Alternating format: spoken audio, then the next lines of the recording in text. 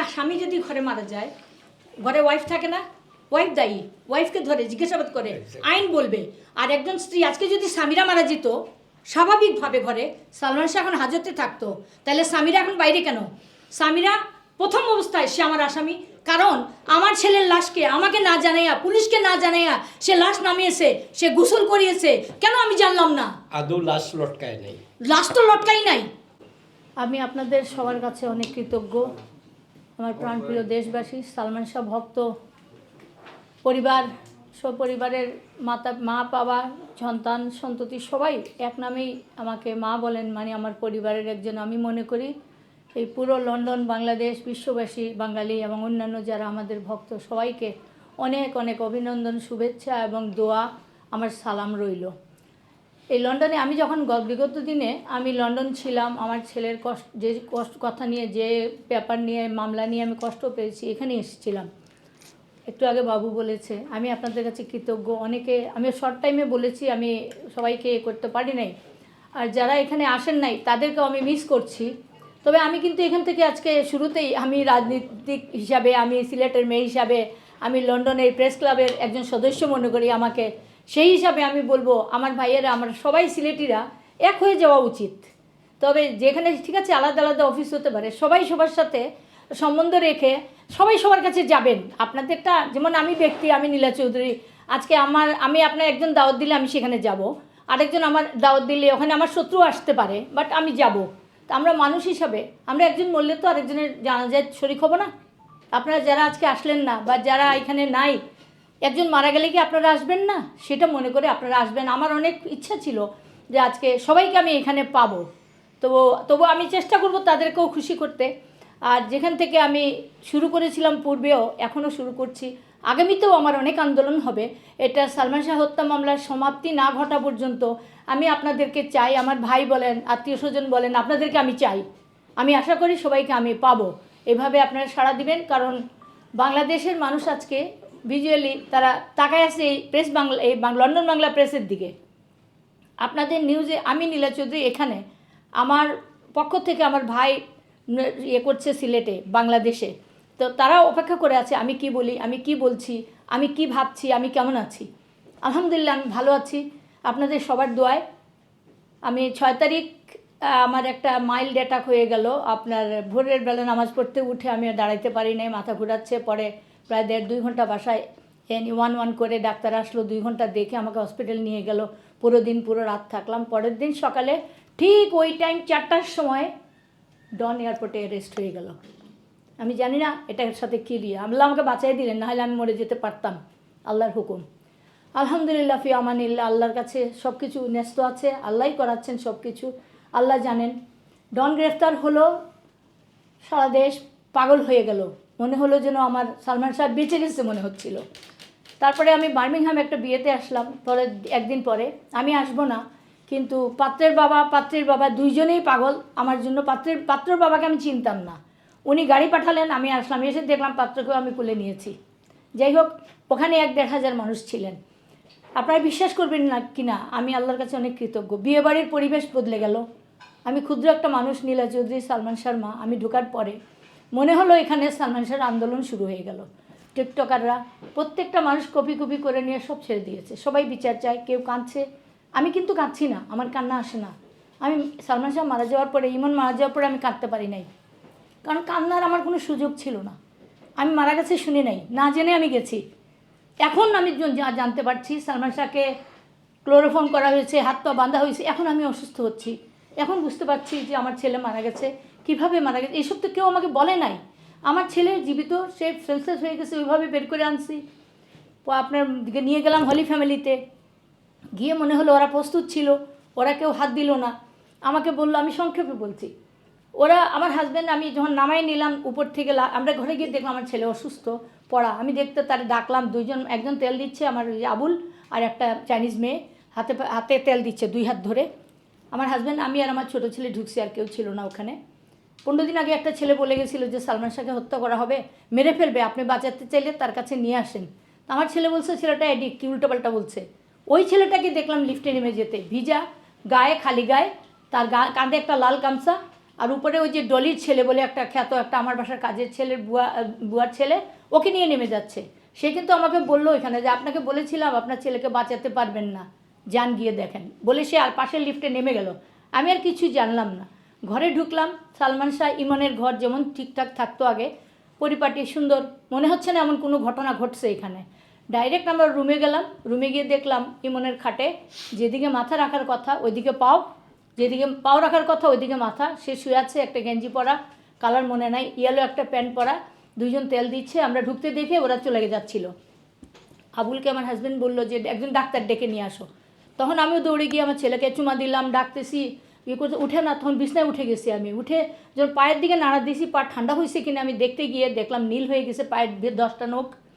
হাতে আসলাম ফিরত যে কী হলো, হাতেরও দেখলাম 10টা নখের হাফ সাইজ ইয়ে হয়ে গেছে, ঠোঁটটা নীল হয়ে গেছে। আমি ঠোঁটে চুমা দিলাম, বললাম বাবা ওঠ, আম্মা আসছি কিছু করে। পরে জানছিলাম আমেরিকান ভিসের আর ইয়েতে চেক করে ফোন করে যে এটা কেন, ওনারা বলছেন যে সাফোকেশনের কারণে লোক মারাও যেতে পারে, না হলে এইভাবেই কমাতেও থাকতে পারে, সাফোকেটেড হওয়ার কারণে এই সিমটমগুলো দেখা গেছে।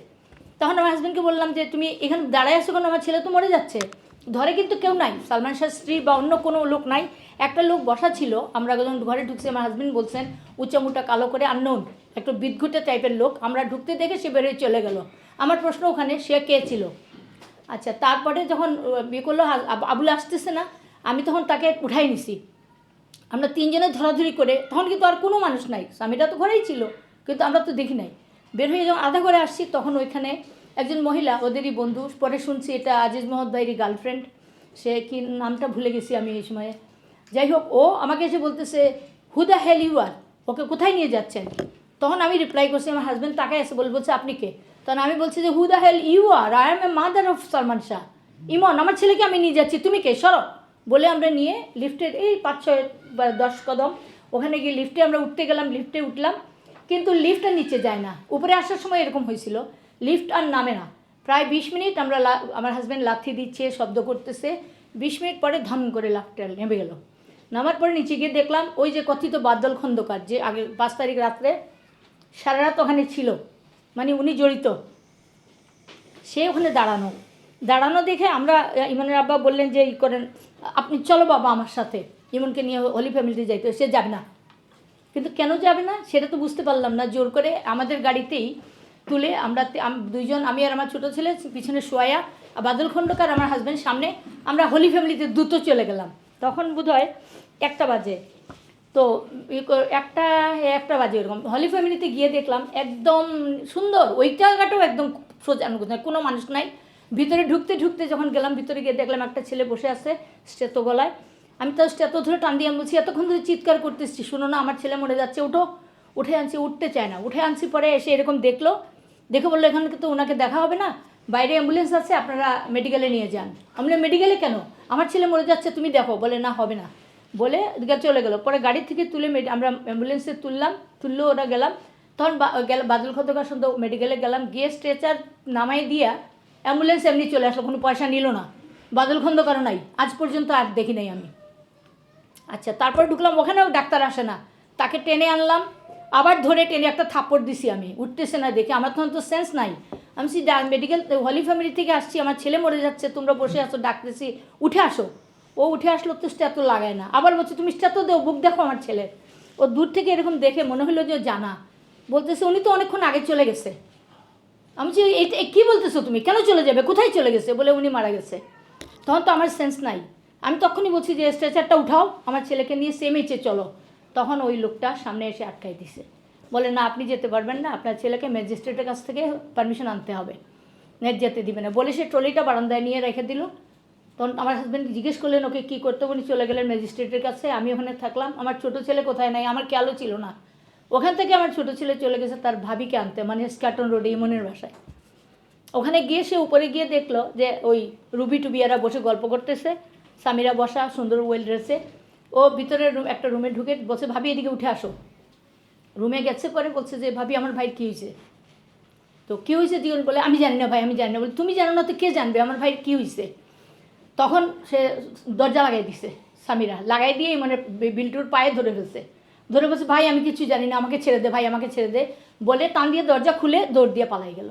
পরে শাহরান বের হয়ে দেখলো আর কোনো উপায় নাই, সে বাইরে তালা দিয়ে ওর একটা ফ্রেন্ড ছিল আহরার, নেমে নিচে তালা দিয়ে নিচে নেমে আসছে, 4 তলায় এসে লিফটটা আটকে গেলে দরজা খুলে গেল, মানে ওকে দুইজনকে ধস্তাধস্তি করে কয়েকজন লোক নামাইতে চেষ্টা করলো। তখন ওখানে সামিরাকে দেখছে, সামিরা দাঁড়ানো, নামা, ওই যে যাচ্ছে নামা। তো ওরা নামতে চায় নাই, নামে নাই, ওরাও ধাক্কা দিয়ে ফেলে লিফট আবার টিপ দিছে, দিয়ে নিচে নেমে গেছে। নিচে নামার পরে আবার মেইন গেট বন্ধ করে দিছে, মানে তাকে মেরে ফেলতে চাইছে। তখন অন্য একটা দেলওয়ার এসে দরজা খুলে দিয়ে বলছে, ভাইয়া পালা। ওই পালাইয়াস তারা মেডিকেলে আসছে। আচ্ছা, ইন দ্য মিন টাইম 10-12টা ছেলে হঠাৎ, আমি তো বলছি একটা চাদর দাও, দিল না মেডিকেলে, একটা চাদর দিল না শরীরটা ঢাকার জন্য। আমি কাঁদতেছি, আমি চুমা দিচ্ছি। আমার হঠাৎ মনে হলো যে আমি শুনছি মানুষ মারা গেলে পায়খানা হয়, তো আমার ছেলে যদি মরে গেছে হয়তো পায়খানা হয়েছে। আমি সব দিকে দেখলাম, দেখে প্যান্টের ভিতরে হাত ঢুকাইতে গিয়ে এখানে দেখি একটা প্যান্টের মধ্যে ট্যাগ লাগানো, মানে নতুন, পায়খানা পেশাব কিচ্ছু নাই, পরিষ্কার। আমি ওখানে কখনো ফিট হচ্ছি, কখনো উঠতেছি, এভাবে কিছুক্ষণ যাওয়ার পরে আবার এই 10-12 জন লোক, একদম এই আপনাদের মতো জোয়ান ছেলেরা, 22 থেকে 24 এরকম হবে, ওরা এসে বললো, আন্টি আপনি চিন্তা করবেন না, আপনার ছেলেকে মেরে ফেলছে, আপনার ছেলে মারা গেছে, আমরা যদি এখন পোস্টমর্টম না করি তাহলে কিন্তু বিচার পাবো না। বলে কথা বলতে বলতে আমি বলছি, না নিও না, আমার ছেলেকে আমি সিএমএইচে নিয়ে যাব। ওরা ট্রলি টেনে নেয় নাই, ট্রলিকে করারের মতো করে কাঁধে নিয়ে তারা দৌড়াচ্ছে, আর আমি পিছিয়ে দৌড়াচ্ছি। দৌড়াই নিয়ে মর্গের সামনে একটা বারান্দায় আমাদের ঢুকাই দিয়ে আমি আর আমার ছেলে লক করে দিয়ে চলে গেল। ইন দ্য মিন টাইম আমার হাজব্যান্ড আসছেন পারমিশন নিয়ে, তারাও আসলো, এসে মর্গে নিয়ে গেল ওকে নিয়ে। ওখানে আমার হাজব্যান্ডকে পাই না। এখন হাজব্যান্ডকে দেখলাম একটা রুমে, উনি বসে আছেন, উনি কাঁদতেছেন, চিৎকার করেই কাঁদতেছেন, আর পাশে পুলিশ একটা কাগজ দিয়ে তাকে বলতেছে সই করেন স্যার। এর মধ্যে আমি ঢুকে আমি বললাম, কোথাও সইটি করবে না, কোন সই করবে না, আমার ছেলেকে নিয়ে আমরা সিএমএইচে যাব। তো ওরা বলতেছে তো তাকে যে এটা পোস্টমর্টমের জন্য আপনি সই করবেন, তো বলে সাইডে ওখানে সই দিল। এখন আমি খুঁজি শাহরান কই, বিল্টুকে তো পাই না। আবার সামনে আগায় গিয়ে দেখলাম আমার সালমান শোয়া। তখন আমার মাথা একদম ঘুরে গেছে, আমি কাঁদতে ওকে একটুখানি দেখে আমি আমার শাহরান কই, গিয়ে দেখি ছোট্ট একটা রুমে পুলিশরা ওকে দিয়েও কী লেখাচ্ছে। এই লেখাগুলোই কিন্তু পরবর্তীতে ওরা লেখাই নিছে যে এটা শাহরান নাকি সাক্ষী পোস্টমর্টমের। তো পোস্টমর্টম লাস্ট তো শোয়া, ছেলে তো শোয়া, আর এটা ছোটো করে। তখন ওকে টান দিয়ে তুলে আমি বলছি, আমার একটা মরে গেছে, আর আরেকটাকে তোমরা কি করতে আনছো এখানে, উঠো তোমরা। ওই আহরারেরও সই নিছে, এরও সই নিছে যে তারা পোস্টমর্টম দেখেছে, আই উইটনেস, কিন্তু আসলে আই উইটনেস না এরা। সংক্ষেপ এখানেই শেষ। তারপরে যখন বার করলো, আরেকটা ঘটনা আপনারা শুনছেন, রমেশ বলছে যে সালমান শাহকে শেষে প্রাণ ছিল, ওই সময় মারা হয়েছে, তারা বলা হয়েছে তাকে শেষ করা হয়েছে। আমরা প্রথম জানছি ওরা চিঠি পাইছে বলে পকেটে, বলছে আবুল বলছে তার পকেটে তো পায় নাই, তারা গোসল করাইছে। তারা কে পারমিশন দিল সামিরাকে যে গোসল করাও আর করো? তো আমরা তো জানলাম না, আমরা না জানতেই তারা সব করে ফেলছে। আচ্ছা যাই হোক, তারপরে যখন আমি বুকের মধ্যে কিন্তু সাদা কাপড়ের বুকে আমি রক্ত দেখে আমার সাধারণ মনে, আমি বলছি আমার ছেলেকে কাটলো কে, কারণ মরা মানুষের তো এরকম হয় না সাধারণত শুনছি। তখন অনেকেই বলছেন, আমার হাজব্যান্ডও বলছেন পরে, যে তুমি এগুলো কী বলতেছো, পাগল হয়ে গেছো নাকি। এখন রমেশ স্বীকার দিচ্ছে যে প্রাণ ছিল। তখন ওই ডাক্তার কি হিন্দু ডাক্তার, আর ডাক্তার বাড়ি আর তেজেন্দ্রলাল দাস, তারা নাকি আসছেন, এসে ওনারা বলছেন এটা শেষ করতে হবে ওনাদের নির্দেশে। এখন আমার অনুরোধ থাকবে সরকারের প্রতি এবং যারা প্রশাসনিকভাবে সিআইডির কাছে, যে তেজেন দাস ডক্টর বাড়িকে এনে জিজ্ঞাসাবাদ করা হোক, এবং তারা এই যে এটা করেছেন যেটা সেকেন্ড টাইম, সে তার প্রাণে হয়তো বাঁচতে পারতো, বাঁচানো যেত। আর প্রথম যখন আসামিরা তাকে মারা গেছে বলে তারা যে সার্টিফিকেট, তারা ইঞ্জেকশন দিয়েছে, তারা ক্লোরোফর্ম করেছে, অনেক কিছু, তারপরে যখন সেকেন্ড টাইম করছে, এদেরকেও ঠিক সেমভাবে সমানভাবে শাস্তি দেওয়া হোক, তাদেরও ফাঁসি আমি দাবি জানাচ্ছি। এখন কথা হলো, আমরা বর্তমান সিচুয়েশনে আমাদের ধরা পড়েছে ডন, বহুদিন 30 বছর প্রতীক্ষার পরে ডন সামিরা মিলে আমার চরিত্রিক অনেক বর্ণনা দিয়েছে। আমি যাই হই, আমি এটার কোনো করি না, আক্ষেপও করি না, এটার আমি জবাবও আমি দিব না, কারণ আসামি অনেক কথাই বলবে। আমি যদি খারাপ হতাম তাহলে আমার সন্তান খারাপ হতো, আমার সন্তান এত ভালো হতো না। আমার পরিবেশেতেই তো আমার সন্তান বড় হয়েছে। আমি যাই হই, ও যা বলে যাই বলুক, কিন্তু আমার কিছু যায় আসে না। আমি আসামিদের একদম সুষ্ঠুভাবে তাদের বিচার এবং তাদের গ্রেফতার, ইতিমধ্যেই আমার প্রধান আসামিদের আমি গ্রেফতার চাই। ডন আজকে এতদিন হয়ে গ্রেফতার হয়েছে, তাকে এখনও রিমান্ডে কেন নেওয়া হলো না, আমার প্রধান প্রশ্ন। তাকে তাৎক্ষণিকভাবে রিমান্ডে নিলে যে রেজাল্টটা আসতো, এখন কি তা আসবে? আমার জানা আছে যে আমি পলিটিক্স করেছি, আমি নিজে কারাবরণ করেছি, জেলের ভিতরে 54-এর আসামি ঢুকে যায়, ঢুকে আসামিকে সিকিউরিটি দেওয়ার জন্য ভিতরে ঢুকায় নেওয়া হয়, ভিতরে অনেক রকম সমঝোতা হয়। কি হচ্ছে ভিতরে? সরকারের কাছে আমার প্রশ্ন, তাহলে ভিতরে কি হচ্ছে? আজকে প্রায় 7 দিন, 7 তারিখ ধরছে, 7 তারিখ না, 7 থেকে আজকে, হ্যাঁ 7 দিন পুরা। তো এই 7 দিনে ভিতরে কি কিছু হয়েছে? আমাদের যাদের যে এজেন্সির হাতে, আমাদের সিআইডি বলতে পারবেন ভিতরে কি হচ্ছে? আমি এই প্রশ্নটা আমি করছি যে সিআইডি আমাকে, ইতিমধ্যেই তারা একটা রদবদল হয়ে গেছে, আমাদের আইও চেঞ্জ হয়ে গেছেন, তারপরে আরও অনেক ইয়ে আছে, তো যে না ঠিক আছে, আর এখানে অনেক রদবদল হয়ে গেছে, হয়তো আমাদের ভালোর জন্যই বা আমাদের মামলার ভালোর জন্যই। আমি আশাবাদী যে বর্তমান সরকারের সময় আমাদের ইয়েটা। আরেকটা প্রশ্ন করব যে চিটাগাং থেকে সামিরার বাবার গাড়িতে সামিরার বাবার ড্রাইভারকে দিয়ে নিয়ে এই যে ডলি, আমার বাড়ির কাজের মেয়েটাকে সামিরা বাগায় নিয়ে তার মার কাছে রাখছিল অনেক দিন। সালমান শাহ যখন সামিরাকে 4 দিন আগে আনতে গেল, সেই দিন তারা জানলো যে ওর বাবার বাড়িতে এরা আছে, ওই ডলি আছে।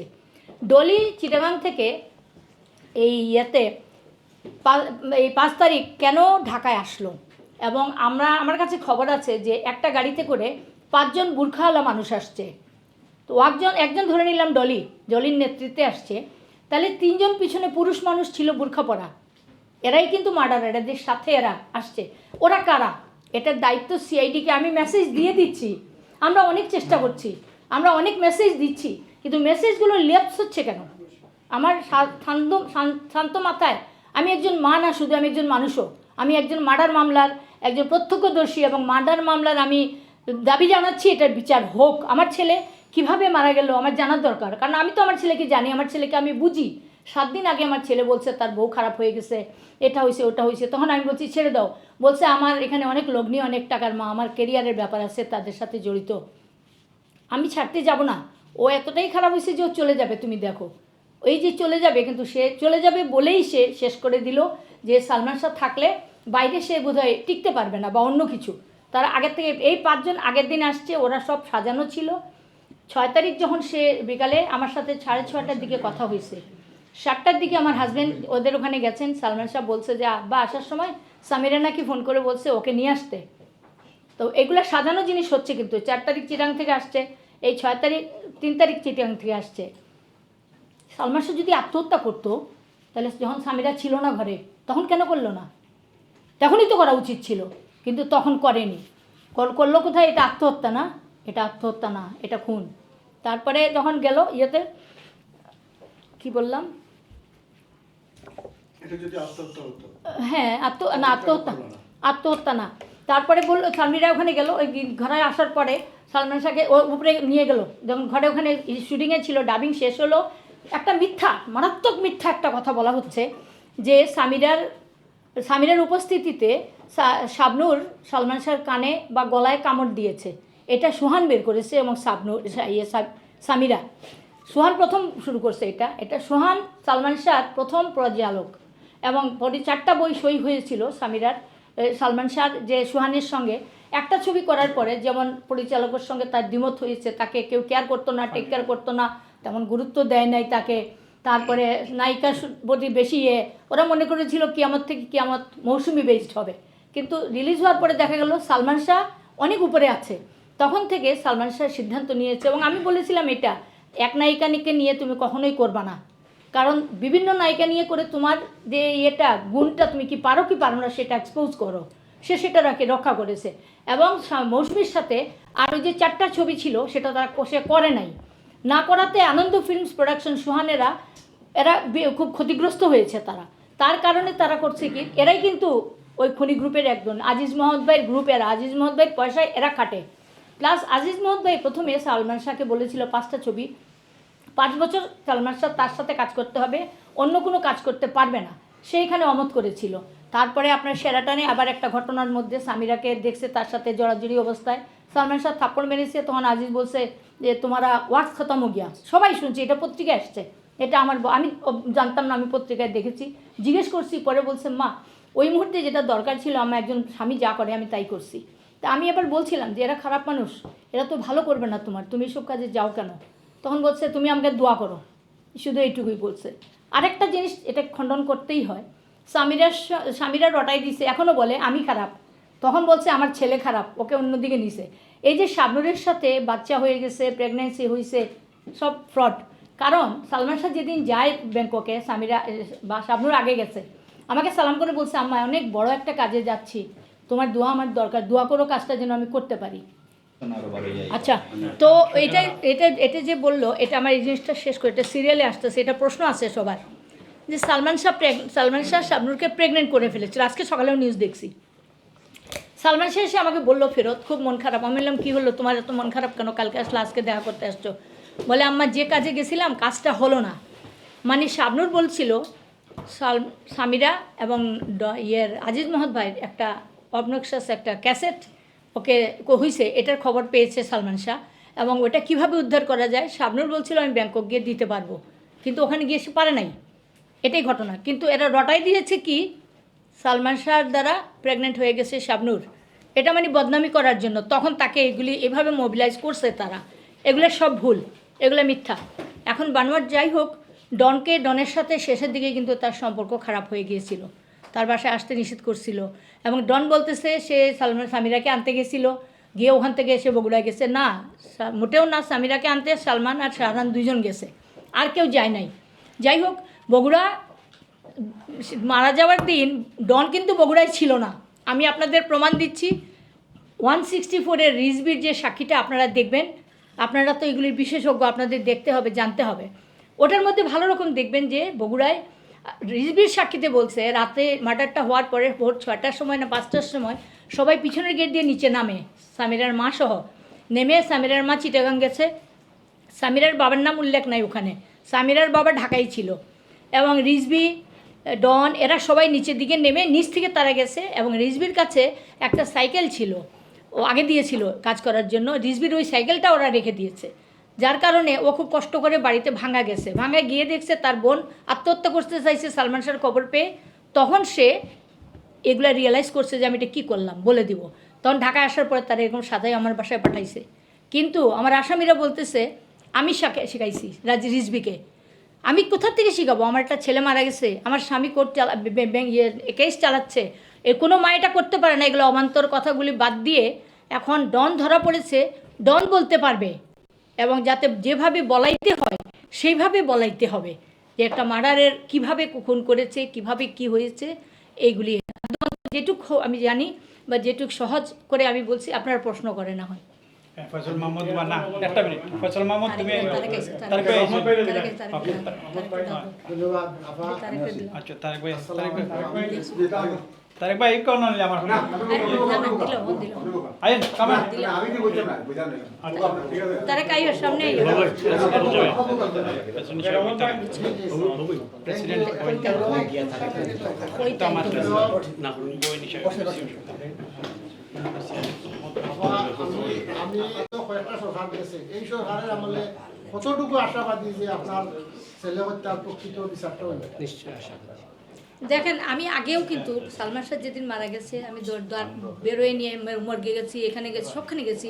কেন গিয়েছিলাম? আমি একজন মা, আমার প্রত্যাশা ছিল যে আমি যেখানেই যাব, আমার ছেলে মারা গেছে, আমি ভিকটিম, আমি সাহায্য পাবো। আমি অনেক চেষ্টা করেছি, কিন্তু বিগত দিনে কেন যেন তারা আমার কথা শুনেনি না, কী জন্য জানি না আমি। এটা তো আমার ছেলে তো কোনো ডাকাতি করে নাই, রাষ্ট্রদ্রোহী ছিল না, দেশেরই একজন প্রথম শ্রেণীর নাগরিক, যার দ্বারা তারা এখনও ট্যাক্স পাচ্ছেন, এখনও মুভি চললে ট্যাক্স পাচ্ছেন। তো আমি কেন বিচার পেলাম না? আমি জানি না, আমার অজানা একটা কোন হাত এটা করেছে। তখনও আমি আশাবাদী ছিলাম, আমি আশাহত হয়েছি। আমি এখনও আমি আল্লাহর উপর ভরসা করে আল্লাহর উপর বিশ্বাস রাখি, এবং সরকারের উপর বিশ্বাস আছে, এবং বিশ্বাসটা দৃঢ় হয়েছে এই জন্য যে এই আমলেই আমার মামলাটা হত্যা মামলা হতে পেরেছে, এবং এই মামলা এই সময়েই আমার একজন আসামি গ্রেফতার হয়েছে। সুতরাং আমার হয়তো দেরি হচ্ছে, কিন্তু আমি আশাবাদী এটা বিচার পাবো।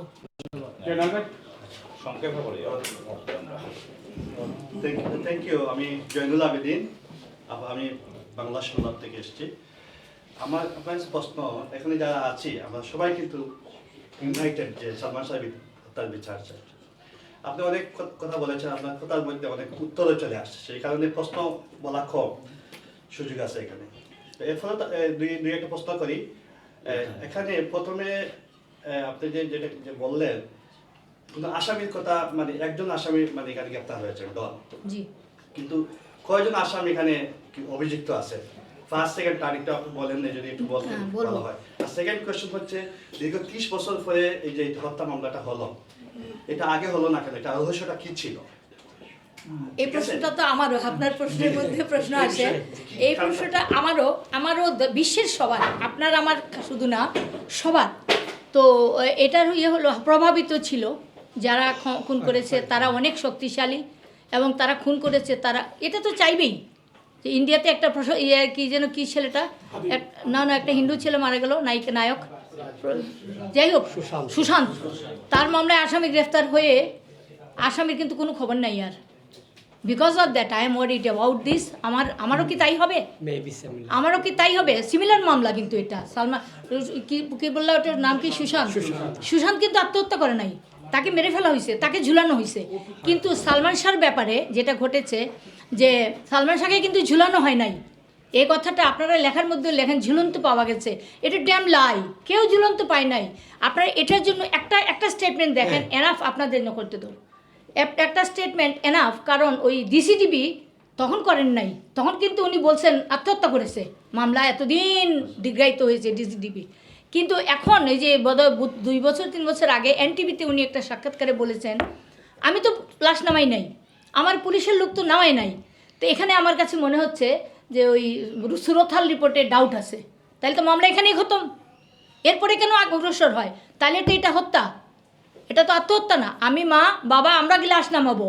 প্রত্যেকটা সুইসাইডাল কেসে আমি রাজনীতি করি, আমার আত্মীয় স্বজন আছে, বহু মানুষ মারা গেছে দেখছি, ঝুলে আছে, কেউ মা বাবা ধরতেছে না, পুলিশ আসবে নামাবে। সেখানে কোন ক্ষমতা বলে, কোন ক্ষমতা, এত বড় ক্ষমতা যারা খুন করলো, খুন করে দড়ি টানায় রাখছে, দড়ি এখনও কাটা আছে সোজা, দড়িটা কই? 3টা দড়ি সালমান শাহ মরার জন্য কি 3-4টা দড়ি একখানে গুই করছে? অথচ 164-এ বলা হয়েছে যে ডন কোমরের মধ্যে দড়ি বেঁধে জ্যাকেট পরে বাসায় ঢুকছে। এই রিজভি বলছে, রিজভিকে গুলিস্তান থেকে নিয়ে আসছে, প্রথম কম টাকা দেওয়া হয়েছিল, রিজভি মানে নাই, এই ডন মানে নাই। রিজভিটাই 164-এর একজন আসামি, সে 1 বছর জেল খেটে জেল থেকে বের হয়ে এসে নাকি লন্ডন চলে আসছে। এখানে আপনাদের প্রশ্নে মাঝখানে ব্রেক করছি, রিজভি লন্ডন আসলো কিভাবে? সে বলতেছে প্লেন চ্যাটার করে চলে আসছে। বাংলার একটা দরিদ্র গরিব ছেলে, যার ব্যাংকের, তাকে আমার বাসায় ধৃত ঢুকছে, আমার বাসায় সে আরেকটা পরিচয় নিয়ে লেনিন সালমান শাহ, মানে আমার বাসায় আমার হাজব্যান্ডের ফ্রেন্ডের ছেলে হিসাবে আসছে, ওর ভাই নাকি সে আসছে, ঢুকছে। পরে আমার বাসায় তখন প্রায় অন্যান্য মানুষ ঢুকতো, তো আমরা এইভাবে পুলিশে দিতাম বা বার করে দিতাম। ওটা ঢোকার পরে সে অনেকে দেখে, আমরা বেশ কম অসুবিধা দেখে আমরা পুলিশকে ইনফর্ম করছি। পুলিশ এসে যখন তার পকেটে অনেক বড় অ্যামাউন্টের একটা চেক পেয়েছে, তখন ডাউট করছে। তারপরে আরও অনেক কিছু পাওয়ার পরে তারা বলছে আমরা তো ওকে নিয়ে যেতে হবে। তখন আমার হাজব্যান্ড, আমি কিন্তু কিছুই জানি না, আমার হাজব্যান্ড বলতেছে ঠিক আছে পুলিশ নিয়ে যেতে যাচ্ছে, নিয়ে যাবে। নিয়ে গিয়ে সারাদিন রয়েছে, তাকে ইন্টারোগেশন করা হয়েছে। রাত্রে 12টার দিকে ফোন দিয়েছে যে স্যার আপনাকে ম্যাডামকে নিয়ে আসতে হবে। বলে কেন? যে আমরা অনেক কিছু পেয়েছি। ওই যে 64-এর তার সাক্ষী একজন ম্যাজিস্ট্রেটের সামনে দিয়েছে সে, আমরা তো জানি না। এখন এরা বলতেছে আমরা শিখাই দিচ্ছি, আমরা কেমনি শিখাইলাম? আচ্ছা আগের কথায় আসলাম, হ্যাঁ ওটাতে যাচ্ছে। আচ্ছা হ্যাঁ, রিজভিটাকে আমরা তো চিনি না, হঠাৎ করে রিজভি এসে ওই বাসায়, ওই যে বললাম ধৃত, এসে বলতেছে সে এই সালমান হত্যার, ইমনের হত্যার নাকি সে সাথে ছিল। আচ্ছা ওখান থেকে রিজভি আমাদের ইয়েতে আসে। রিজভি এখন কথা, তার মূল পরিচয় হলো আমার এখানকার বোধহয় 7 না 8 নম্বর আসামি। সে তাকে জেল হয়েছে, 1 বছর জেল খেটে সে ওখান থেকে বের হয়েছে। তো জেল খেটে ফেলছে, সে তো আসামি, তাই না? কেন জেল খাটলো? তাহলে ওটা তো ওখান থেকে দেখা উচিত ছিল। যদি সে নিরপরাধ হয় তাহলে ওখানেও তো আমাকে ডাকা উচিত ছিল, তাই না? তো অপরাধী সে। আচ্ছা তার এখন আদালতে যে আমাদের এই যে আপনার যে প্রশ্নে আমি আসলাম, আদালতের যে রায় হলো 24/10/25 হত্যা মামলায় রূপান্তরিত হলো। ওখানে মহামান্য আদালত বলেছেন যে এটা এই দাগ পাওয়া গেছে, তার শরীরে বিভিন্ন জায়গায় দাগ ছিল, যেটাকে ভিসেরা বা পোস্টমর্টমে এটা মানে ওইটা উল্লেখ করা হয় নাই। আচ্ছা পোস্টমর্টমে বলা হয়েছে যে গলার মধ্যে একটা চন্দ্রাকার দাগ ছিল, কিন্তু দাগ ছিল না। ওই যে সামিরার একটা ফ্যান দিয়ে, সামিরাদের যে একটা ফ্যান ভেঙেছে, ফ্যানের দড়িটা দিয়ে, এটা ভিসারারা বলছে যে দড়ি দিয়ে যদি কেউ চাপ দিয়ে কাউকে এরকম চাপ দেওয়া যায় সে আত্মহত্যা। ওই একটা দাগ ছিল, কিন্তু দড়ি হলো রশির দড়ি, আর এটা হলো ফ্যানের দড়ি। ফ্যানের যে ইলেকট্রিকের তার থাকে না, সেই তারের মতন। তো সেটা মিলে এটা হলো, এটা ক্লিয়ার করতে পারছি আপনাদেরকে। আচ্ছা, সবাই যেহেতু প্রশ্ন করবে, ছোট করে আপনারা প্রশ্ন করবেন, আর আমরাও দুটা পয়েন্টে উত্তর দিয়ে দিবে। সাজু ভাই প্রশ্ন করবে, দুটা পয়েন্ট উত্তর অনেকে প্রশ্ন করবে, করেন। আমি কেন তাহলে মাত্র উত্তরটা প্রিসাইজ একটা প্রশ্ন করেন, ছোট করে করেন please। জি জি আমি সবাই প্রশ্ন করতে চাই। হ্যাঁ আচ্ছা, কোন আসামি কি বলছিলেন? আসামি কারা? ওই এটা দিয়ে আমি আসছিলাম। রাখো, আদালতের নির্দেশ ছিল যে এটা হত্যা, এবং এটা হত্যা মামলায় রূপান্তরিত করা হলো। আসামি ওই 164-এর আসামির জবানবন্দির যে 11 জন, ওদেরকে দিয়ে একটা নতুন মামলা করার জন্য, তো ও 48 ঘন্টার মধ্যে, তো ওই আসামির 24 ঘন্টার মধ্যে, তো ওই রাত্রেই কিন্তু মামলাটা করা হয়। ওই যে 164-এর আসামি, আমাদের প্রথমে মামলা হয়েছিল, প্রথম ঘরের স্বামীরা, হয়তো কাজের লোক টোক সবাইকে দিয়ে, ওই যে যেদিন মারা গেল সেদিন। তো এটা না, এখনকার মামলাটা হচ্ছে 164-এর আসামি যে 11 জন, ওদের দিয়ে। এই 11 জন প্রধান আসামি হলো স্বামীরা, তার মা লুসি, 3 নম্বর আরও কে যেন একজন আছে, 4 নম্বর ডন, পরবর্তীতে আরও আছে। তো এখন এই প্রধান আসামি সহ বাকি 11 জনকে ইতিমধ্যে ইমিডিয়েট তাদের গ্রেফতার করা প্রয়োজন আমি মনে করি, এবং আমার দাবি তাদের গ্রেফতার করা হোক।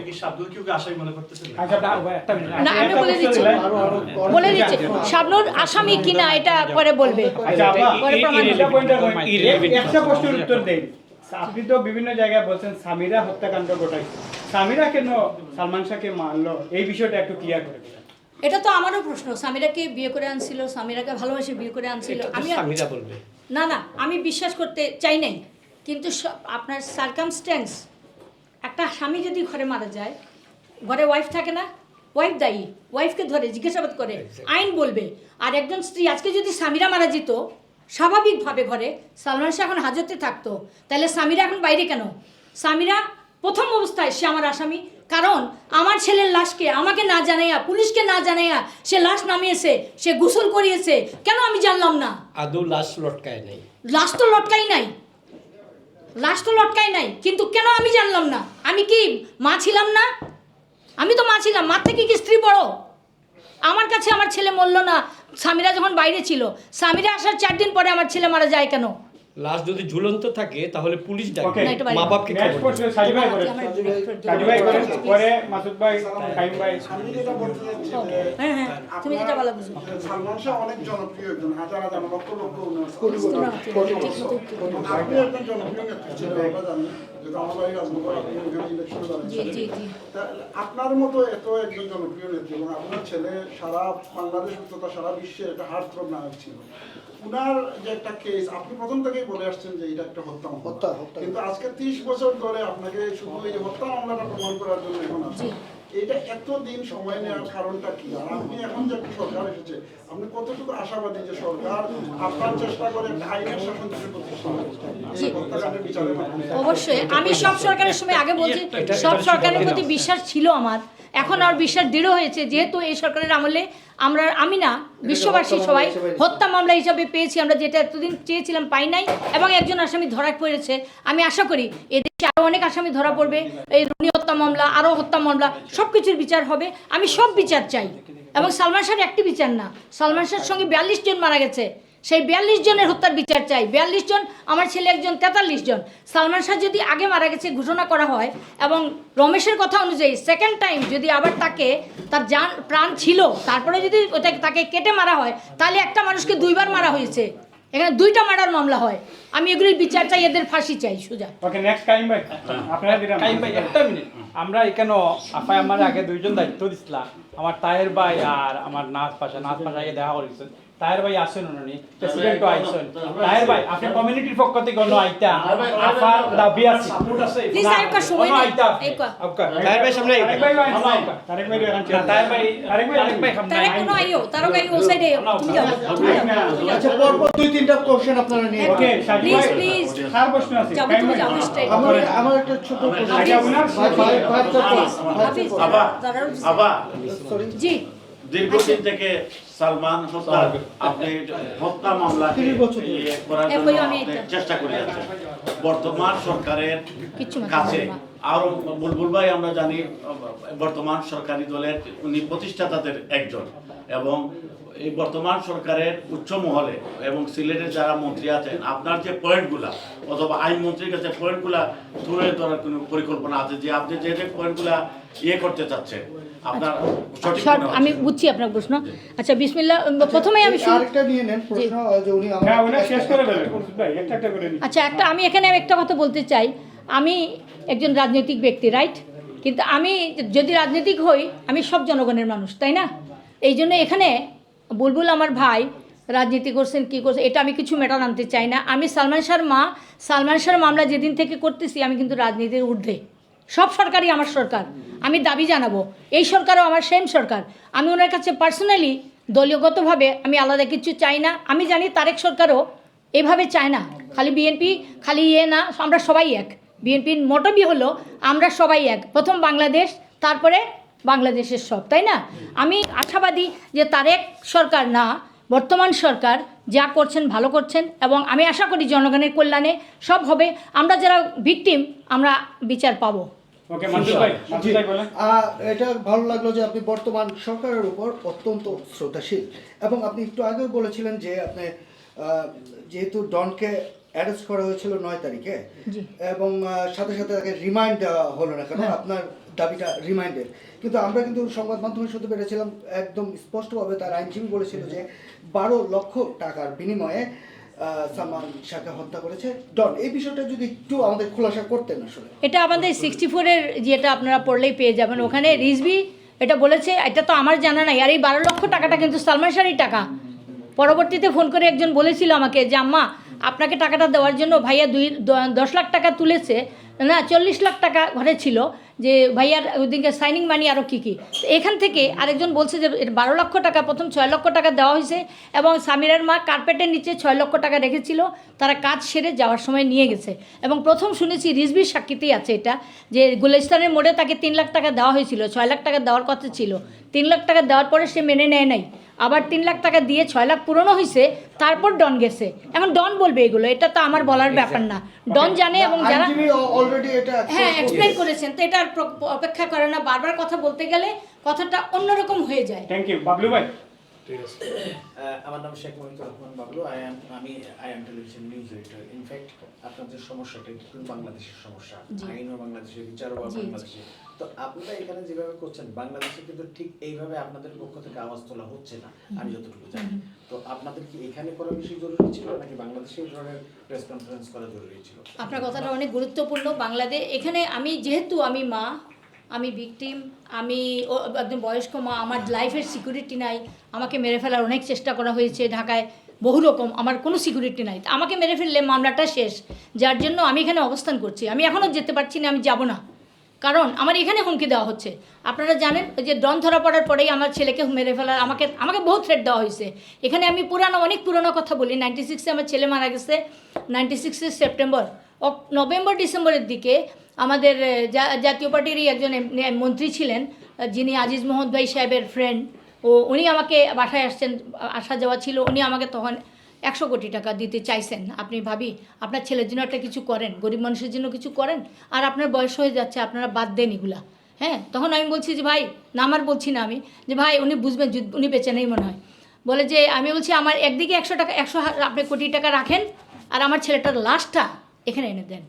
আমি জীবন্ত চাচ্ছি না, লাস্টটা ইনট্যাক্ট এখানে এনে দেন।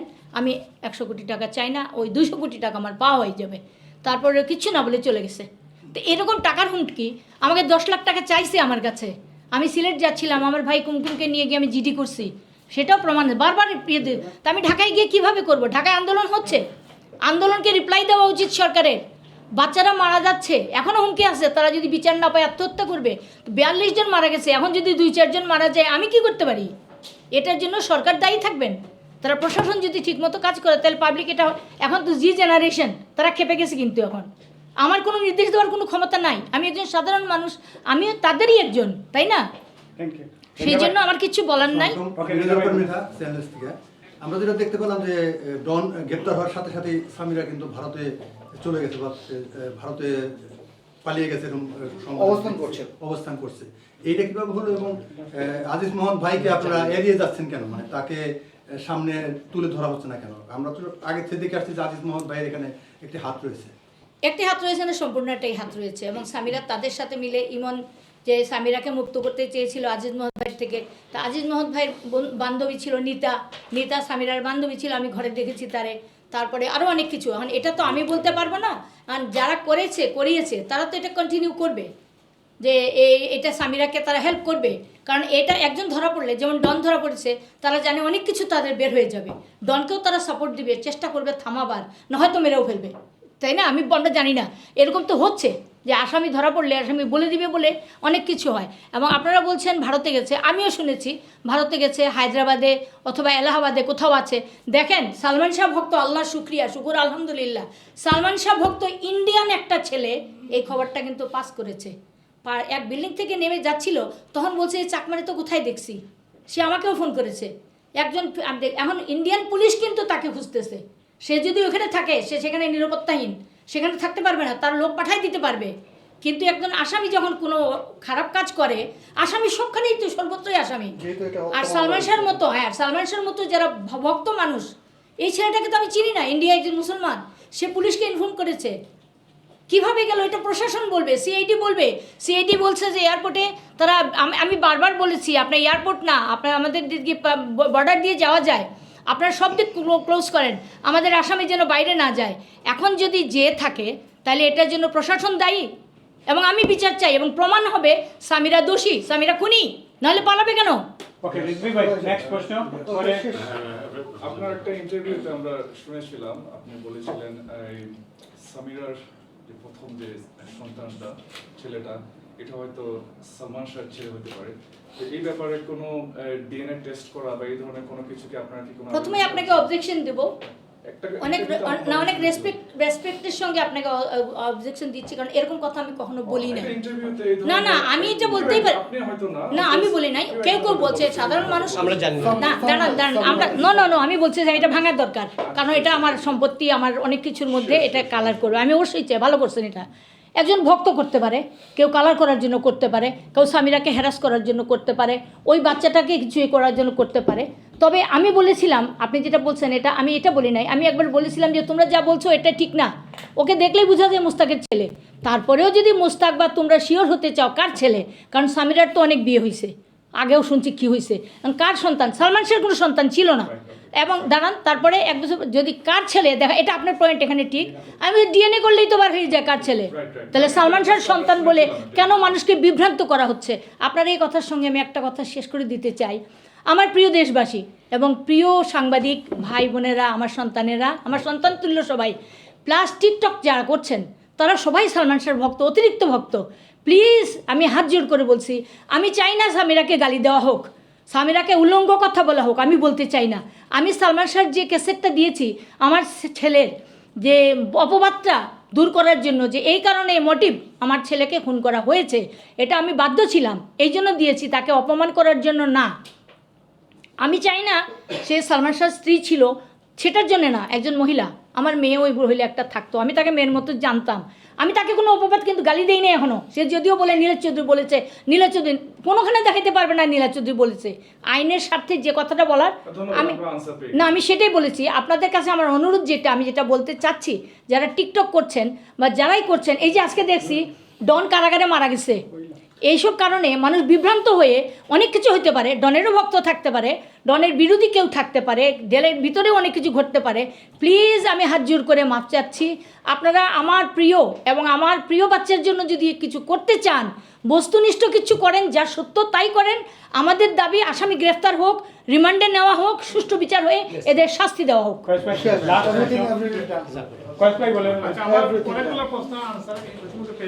সর্বশেষ আমার এই প্রশ্ন হচ্ছে, অলরেডি 30 বছর চলে গেছে, এই মামলাটা স্পেশাল কোনো আদালত গঠন করে দ্রুত বিচারে নেওয়ার জন্য আপনার কোনো আবেদন আছে কিনা? ভালো কথা বলেছেন, হ্যাঁ আমি এটা বলবো, এটা আমি সরকারকে অনুরোধ করব, এটা চাইলে এটা একটা রাষ্ট্রীয় মামলা, রাষ্ট্রীয় খুন, রাষ্ট্রীয় হত্যা, তো সেই কারণে এটা যদি মনে করেন, যেমন এখন শুনছি আমার আইও, প্রথম শুনলাম অসুস্থ ছিলেন, এখন শুনলাম তাকে উইথড্র করা হয়েছে সেখান থেকে, তাহলে আমার আইও আসতে, এখানে জয়েন করে ফাইল নিতে এবং জানতে আরও মাসখানেক সময় লেগে যাবে।